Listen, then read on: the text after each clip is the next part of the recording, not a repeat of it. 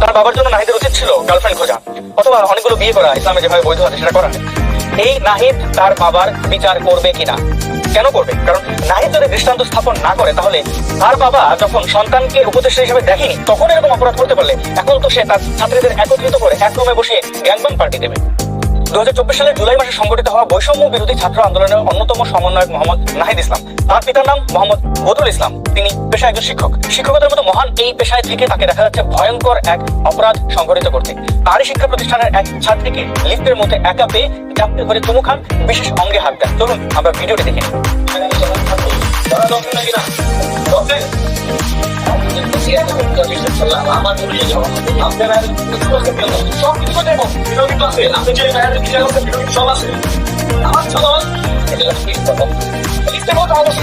ধরনীয় তার ভাবা উচিত ছিল, এবং তার বাবা তার মাকে কোনোভাবেই গ্রহণযোগ্য মনে করেন না, তাই তো তিনি তার ছাত্রীদের উপরে এত নিকৃষ্ট আচরণ করেছেন, ঝাঁপিয়ে পড়েছেন।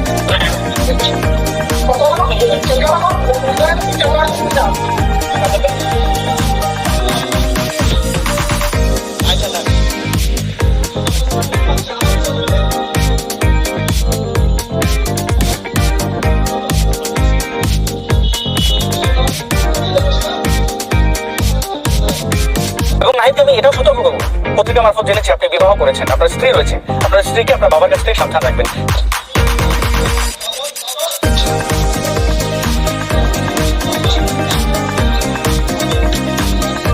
বন্ধুগণ, ভিডিওতে দেখলে নাহিদ ইসলামের বাবা বদরুল ইসলাম তার ছাত্রীকে ধর্ষণের চেষ্টা করেছেন, এবং এই ভয়াবহ অপরাধের জন্য নাহিদ ইসলামের দায় আছে বলে আমি মনে করি না, কিন্তু নাহিদ ইসলামের দায়িত্ব আছে। তার বাবা যে ভয়ঙ্কর অপরাধটি করেছে, এই অপরাধ অবশ্যই ধর্ষণের পর্যায়ে পড়ে। শিক্ষকতার মতো কোনো পেশায় থেকে আপনি যদি আপনার ছাত্রীকে বা অন্য কোনো ব্যক্তিকে বাধ্য করেন আপনার সাথে যৌনকর্ম করার জন্য, তাহলে সেটা ধর্ষণ হিসেবেই বিবেচিত হবে। এরকম কাজ বা এরকম ঘটনা থেকে স্পষ্ট হওয়া যায় এই বদরুল ইসলাম এরকম অসংখ্যবার করেছেন, তিনি পারদর্শী এই বিষয়ে। নইলে একজন শিক্ষক কিভাবে তার মেয়ের বয়সী এক ছাত্রীকে এভাবে লিফটের মধ্যে চাপতে ধরে চুমু খান এবং বিশেষ অঙ্গে হাত দেন? সেই চুমু খাওয়া এবং বিশেষ অঙ্গে হাত দেওয়ার ভিডিও আমার কাছে আছে, কিন্তু সামাজিক যোগাযোগের মাধ্যমে সবকিছু আমরা উপস্থাপন করতে পারি না।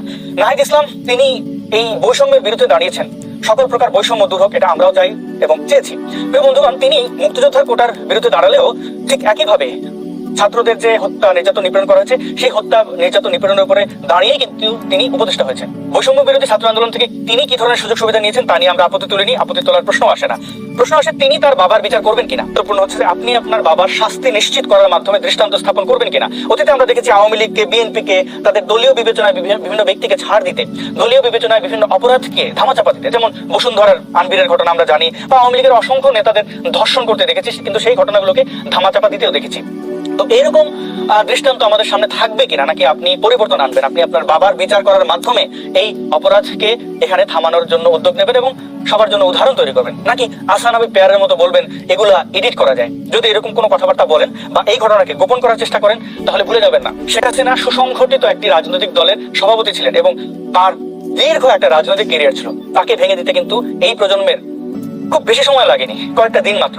আপনার মতো ব্যক্তিকে যদি এরকম অপরাধ কন্টিনিউ করতে আমরা দেখি, তাহলে আপনারও পতন হতে খুব বেশি সময় লাগবে না।